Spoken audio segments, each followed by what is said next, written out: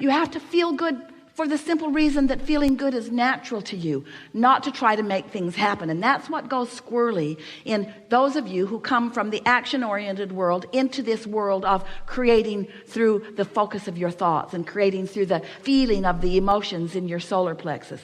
So often you come to this work and you apply the same things that don't work so well for you in your action-oriented world to this. For example, you say things like, okay, I'll do that. I will work to feel good. I'll pay the price of feeling good, Abraham, if it will get me that. Well, there's the rub. Because in the doing it to get that, which I don't have, now I'm introducing resistance into my own equation. Do you feel what we're talking about? Yeah. But when you want to feel good because you want to feel good, every single thing you want, pile of money, beautiful relationships, circumstance and events, everything that you want is because you think you will feel better in the having of it. But you've got to turn it around. You got to feel better because you want to feel better, because you want to feel better, because you want to feel better. You cannot have the ulterior motive of needing to fill this void with that, because that motive of needing to fill this void will keep this void alive and active forever. You see? Did you hear that? Yes. We are shouting. You don't need all of that to happen in order to feel good. That's why it can be unconditional. That's why we're so good at it. There are no conditions for us to resist. We are unconditional. We know what you want is done. We don't need the manifestation to be there. The condition is irrelevant to us. That's why we're able to stay in the high vibration. You got to find out a way to do that too, you see. You got to talk yourself in to feeling good unconditionally. Did you get the job? No. Why are you smiling? I just feel good.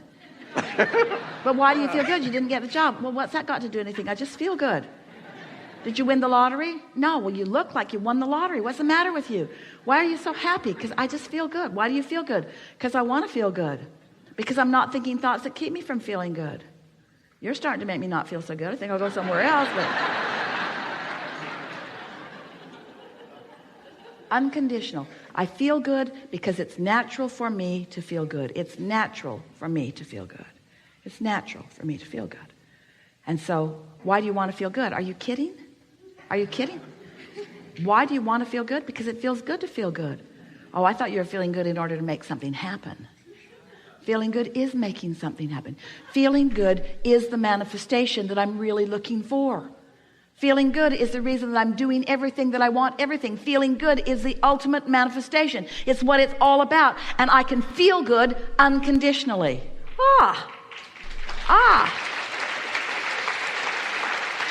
Well, how do you feel good unconditionally? By focusing upon something that's easy to feel good about. Well, isn't that a condition? By finding the feeling in something that feels good. Well, isn't that a condition? Well, thought about money and I didn't feel good, and I thought about dancing and I felt better.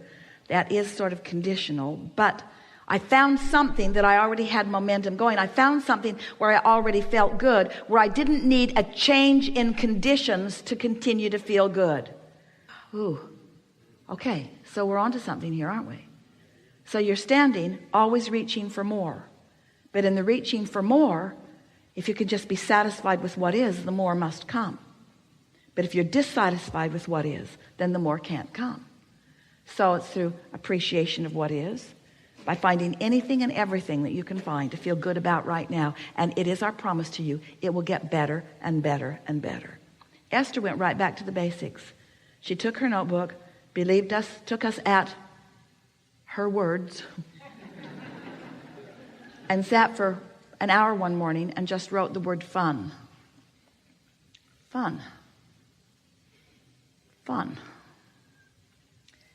And she couldn't write the word fun long before she started to receive images and thoughts and ideas, suggestions of what is fun.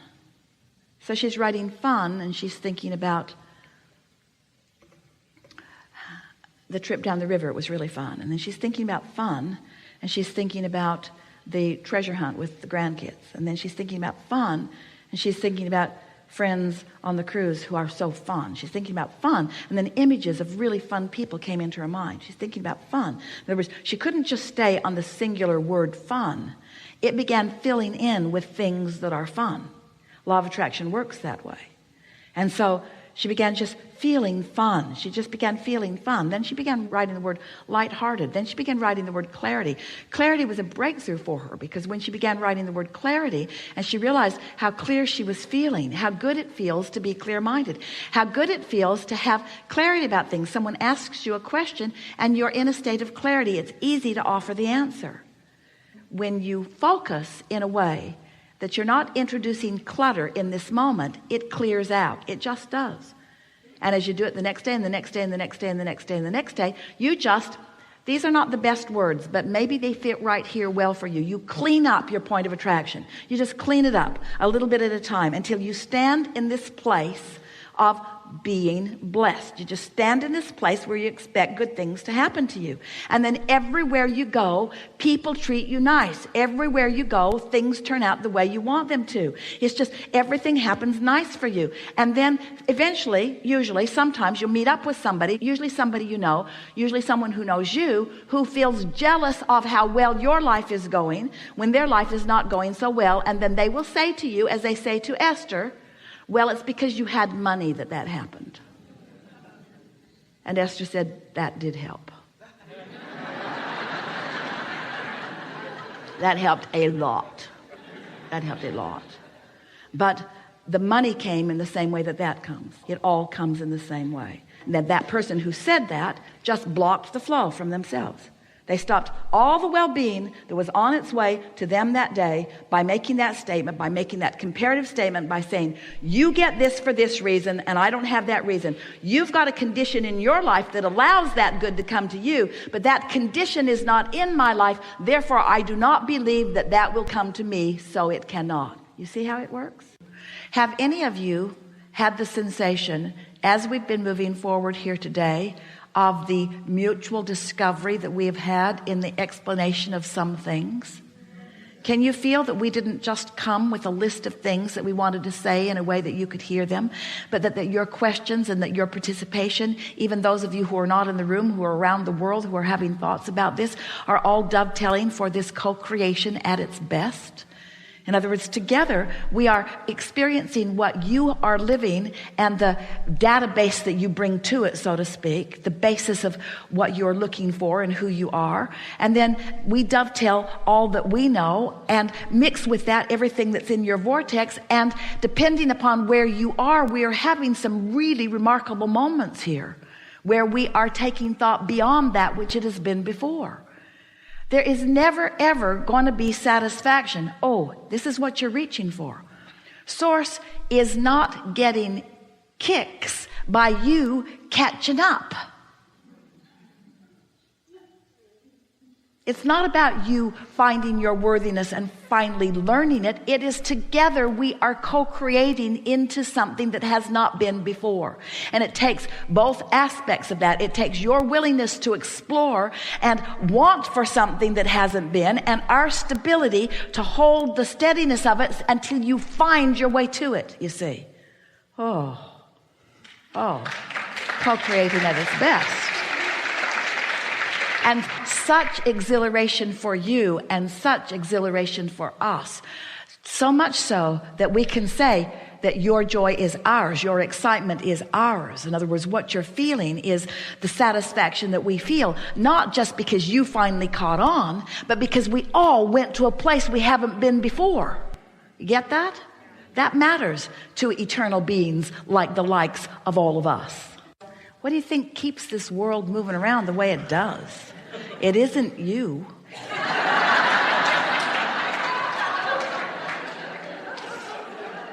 It's a trajectory, but this is the biggest misunderstanding of humans. Humans think that they're here to prove worthiness to something, and then they reemerge into non-physical, which is finished. But it could not be more the other way. It's that here, as you come from source, you explore and you redefine who you are and what you want, which means you continue to bring source forward into this time-space reality. And everything that we've been talking about all day here today and every day that we ever visit with any of you is to help you to realize that we are all in this together. And when you tune yourself to the frequency of your source, then you will be the realizer of that interest. So many of the ideas, you say, I got an idea. We say, yes, you did. Yes, you did. Because you realized, you turned the thought to something tangible by being in the vibrational vicinity where the thought was, you see. Say that again. Here's an easier way to understand it. So you're extensions of source energy, but you are not separate from source energy. You are extensions of source energy. So you hold two perspectives at all times. The potential for two, better when it's one. So here you are in your physical form, exploring in more detail and more conditionally than source does. As you explore more conditionally than source does, you launch rockets of desire about the improvement of conditions, because source does not focus conditionally or as detailed as you do. Source maintains the vibrational countenance, and when you launch the new rocket, source holds that, and then you make your way back to it for the manifestation of it. So Esther realized more profoundly than ever before once Jerry made his transition, because she's been playing with us for a long time. But when Jerry made his transition and she started trying to feel where he was rather than being so aware where he wasn't, she began to feel his interest in so many things that she was about. Not just the Abraham work, although that is where his keenest interest is, but in the finding the piece of art for the house, or the finding of the perfect plant for that perfect spot, or the finding and the implementation of the replastering of the pool. Everything that he was ever interested in, he is interested in and more.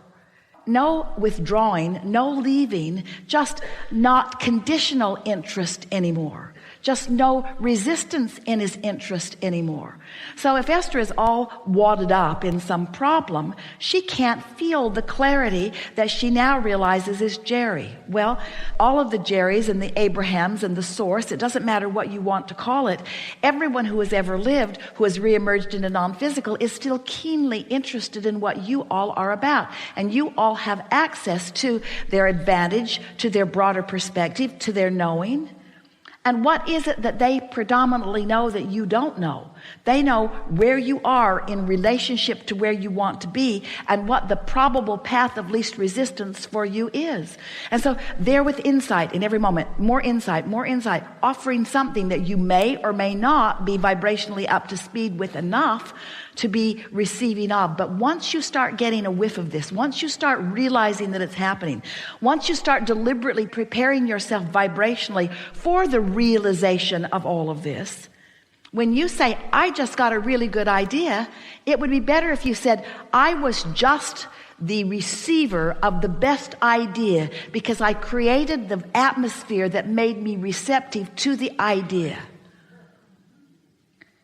But sometimes humans, you're so determined to prove your own worthiness that you separate yourself from that unconditional love. Ooh, did you hear that? I need to go it alone, source. Don't help me in any way.